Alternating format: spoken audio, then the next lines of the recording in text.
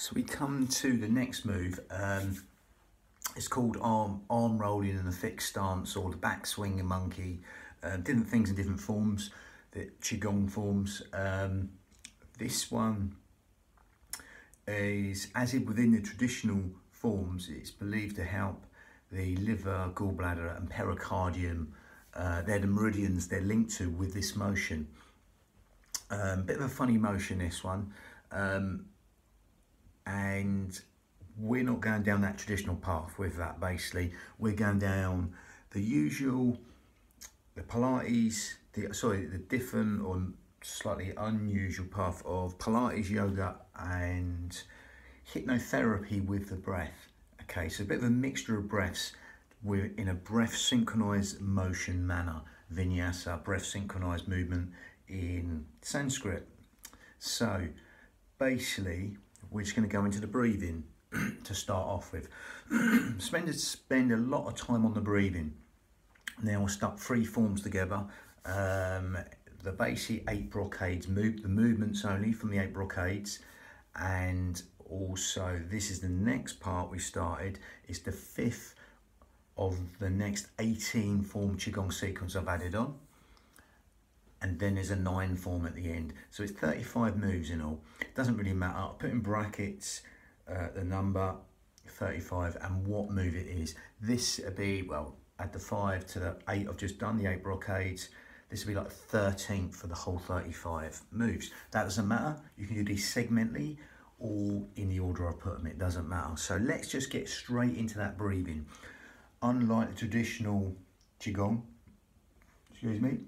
unlike the traditional qigong, we're going to zip up pelvic floor and scoop out your abdominals. Do the opposite, okay, in the Pilates manner that supports the spine.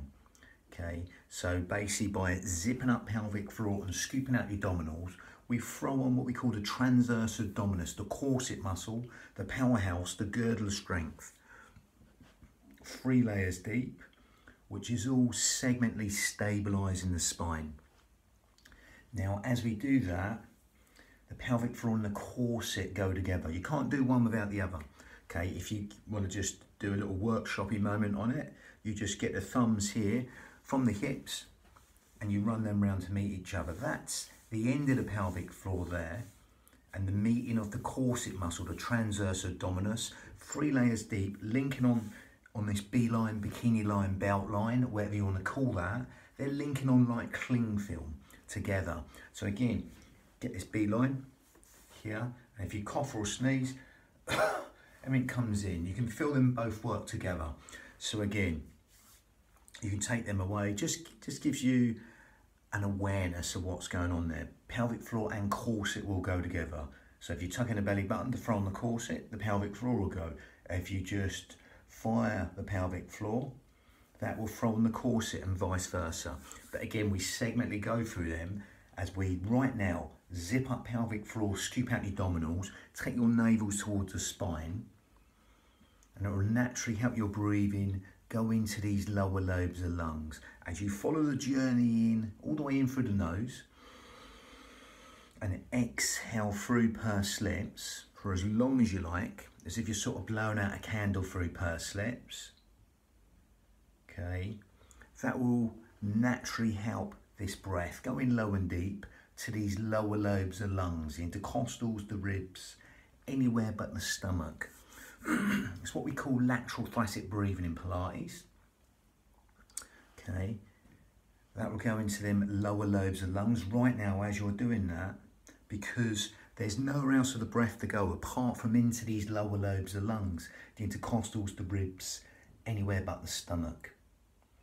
Okay, so again, even imagine there's an umbrella inside your rib cage being opened and closed as you breathe, and feel that decrease and increase and expansion of the lungs there. Okay, just giving you that space just to allow that feeling of width in the lungs as you breathe in, and that length of the out breath as you exhale through pursed lips. Even imagine someone's wrapped a scarf tightly around your ribs and you breathe into that scarf wide and full, just adding width to the lungs And length to the out breath, that lovely, free, expansive breath. Just come in organ deep, cell deep, even bone marrow deep, into them lower lobes of lungs, intercostals, the ribs, then fish gills, 3D style. Okay, lovely. So with that, we're going to change that. We'll close the mouth and go slightly down, more down the yogic path now. We're going to breathe in through the nose and out through the nose now to make a smaller filter to lengthen the whole will cycle of the breath as you're still zipping up pelvic floor and scooping out your abdominals and taking your navels towards your spine. Okay, and as you're breathing out through the nose now, you'll feel that lengthen the whole will cycle of the breath. So just simply allow that to happen. That more sort of cleansing breath, going slightly down the sort of yogic path with that. Okay. Again, you sort of try and sort of lengthen the breath in the asanas, etc. So just simply allow that to happen. And also, with that more cleansing breath in and out through the nose, you will naturally also feel the out breath want to fall longer than the in breath. So simply allow that to happen. And as you allow that to happen, you can consciously take your mind there and elongate that out breath longer than the in breath. So consciously take your mind to the out breath, quadruple it, double it, triple it, whatever you like the out breath, just make it longer than the in breath. The in breath's conscious thought, the out breath is subconscious thought. So by extending the out breath longer than the in breath, we're just encouraging sleep, digestion, rest, and relaxation to all be benefited by elongating the out breath longer than the in breath. Okay, just allowing that simplicity to relax the mind as you elongate the out breath in that hypnotherapy manner, a bit like 7-11 breathing. Again, just simply allowing the out breath to go longer than the in breath. When we do that, like you are right now, that will stimulate the parasympathetic nervous system. Okay, all the things you don't think about. Sleep, digestion, rest, and relaxation, all being benefited by elongating the out breath longer than the in breath, encouraging them restful relaxation responses and endless streams of comfort. Lovely. The housekeeping properties of the body all being benefited. Sleep, digestion, rest, and relaxation all being benefited by elongating the out breath longer than the in breath. Cellular communication being benefited, organ function, etc. all being benefited by elongating the out breath longer than the in breath, within your limits. Don't force anything. You have to try or try not to try. Just simply elongate the out breath longer than the in breath. And allow them chemical cascades of relaxation to enable the body to further relax and let go at will. And allow that simplicity to relax the mind. Now again, you can stick with that as you're still zipping up pelvic floor, scooping out your abdominals, breathing out through the nose, and lengthen that out breath longer than the in breath. Now you can stick with that or go down more the yogic path or the more advanced yogic path.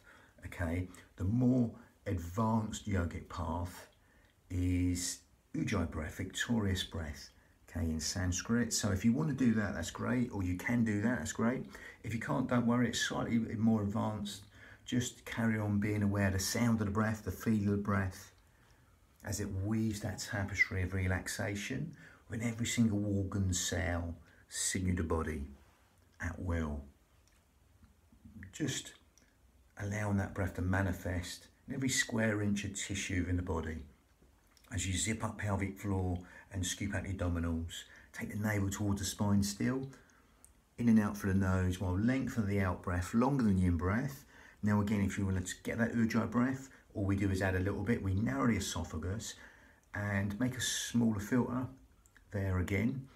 And it gives us sort of like a Darth Vader type breath. Again, I was going to demonstrate. We breathe in through the nose still. Keep your shoulders down.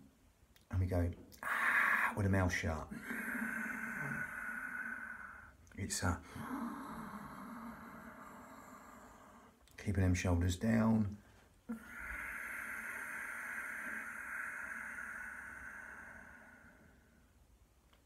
And again, as you're doing that, that soft, silky, whistling, raspy sound from the back of the throat will give the mind something further to focus on. It's a nice sort of focusing breath.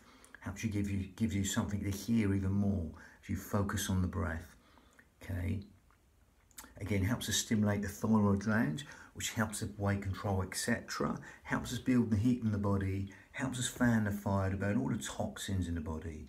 Ujjayi breath. If you can't, don't worry, just carry on. Now again, we're going to link that to vinyasa, breath synchronized movement.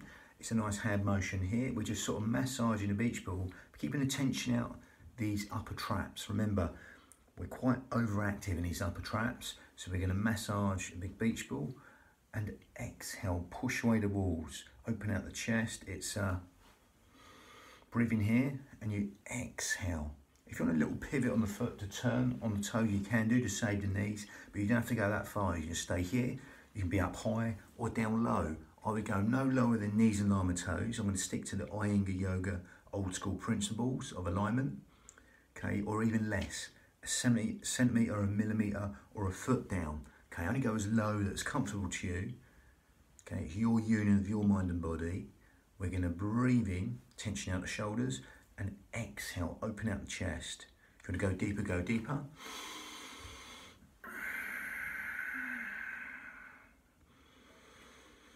Going to breathe in, massage a beach ball, and exhale. On this part, really elongate the exhale. As you open out the chest, take your hands back towards you. And again, I don't care what you say, you'll be opening out all the organs in the chest, the heart, the lungs, the pericardium, the heart lining will be benefited.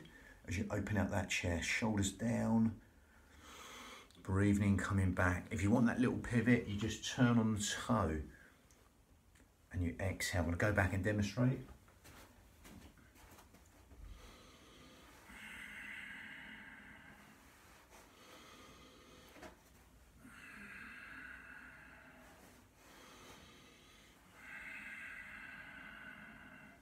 Again, but that's optional. There's many options, okay? Just make these unique to you with the speed and the tempo and the rhythm, and how low or high you go. Okay, just the hand motion here, breathing in, exhale for as long as you like.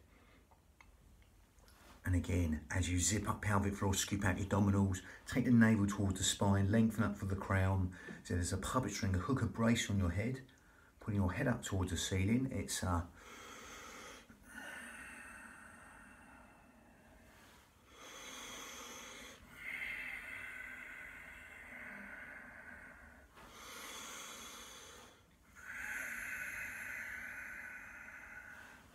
and again, imagine you've got a skewer through your head. You turn onto that skewer. If you're turning and making this much motion, you just turn and open out that chest. Really feel the stretch in the hands, the finger flexors there, shoulders down, and just elongate that exhale on the part where you open out the chest. Again, that elongated exhale will help something called the myotic reflex within the muscles. Relax all them sort of little Golgi tendons, and just help you stretch in a more beneficial manner without even trying or trying not to try. But again, that was the back swinging monkey. It was number 5 of the 18 form Qigong sequence. Added onto the 8 brocades, it's 13 of the whole 3 forms are put together, the 35 moves. And the 6th move of the 18 form Qigong sequence is rowing the boat in the middle of the lake. A nice sort of squat motion one coming up. And that'd be number 14 and whole 35. But that was number 5, the back swinging monkey. Bang.